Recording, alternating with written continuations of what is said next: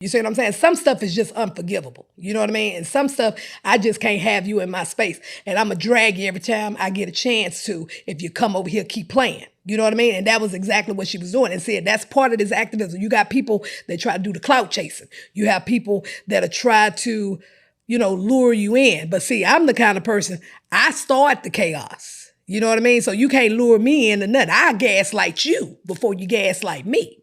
And then she tried to bring in one of her little partners, little Eric Sanchez dude. He was trying to terrorize Grizzy. Then he tried to come terrorize me. Then he tried to come for Johnny Binder and all kind of stuff. I said, wait a minute, this little short little shit. So I pulled up on him.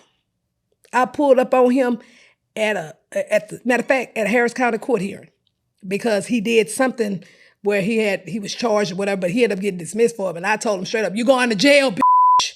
You gonna keep on. You keep messing with Grizzy, and you damn sure think you gonna keep messing with me. I'm gonna drag your little ugly ass.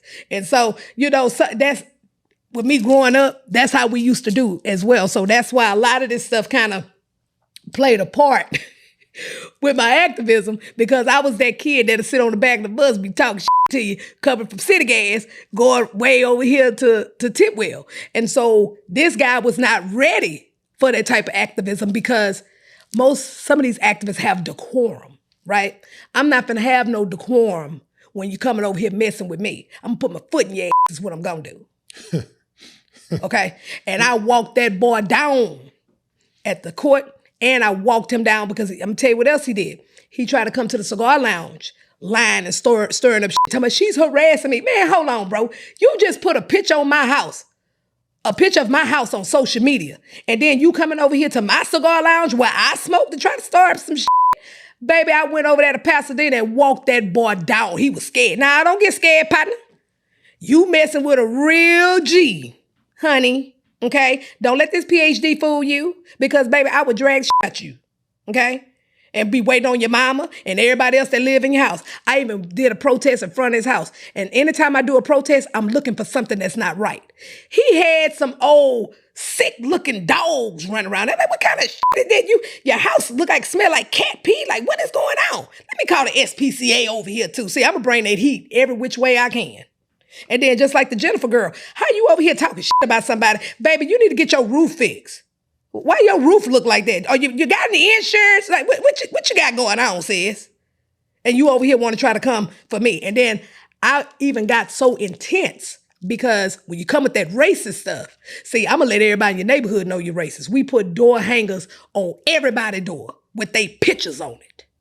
Then we did mass text message. See, I apply real pressure when you're doing that type of stuff. So it all depends on how you got to kick it up a notch or not. But at the end of the day, you also, as an activist, you can't let nobody play in your face.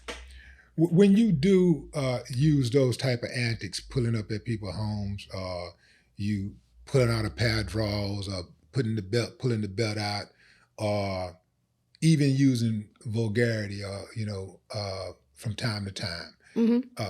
Does that ever hurt you as an activist? You already said that, look, I'll throw decorum to the side, depending on the situation.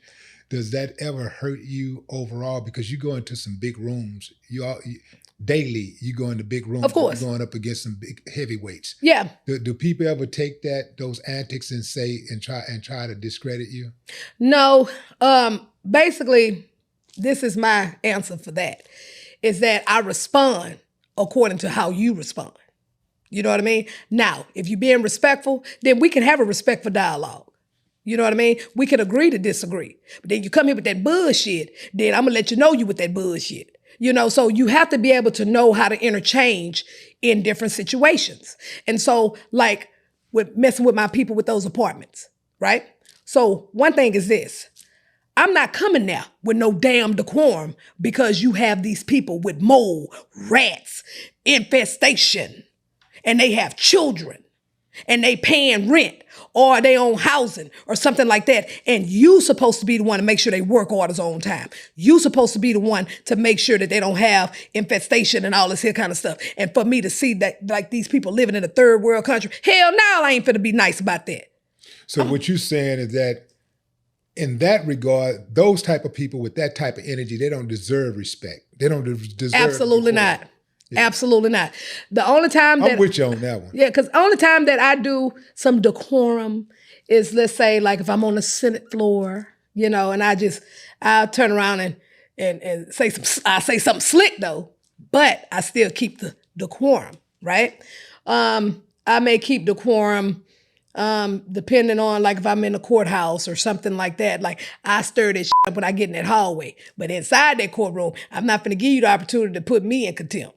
You see what I'm saying? So just like, for instance, like when I dealt with that judge in Jefferson County. Plus inside that courtroom, everything is transcribed. Absolutely. Except for JP Court. And that's speaking of that judge who I exposed in Jefferson County in Port Arthur, Judge Joe Gilbert. Let me tell you what that joker did. So you remember that man who housed up in front of us? Joker like you. I know. I you know what? I got an old soul. But do you remember, Willie, when I went in front of that man house in Port Arthur?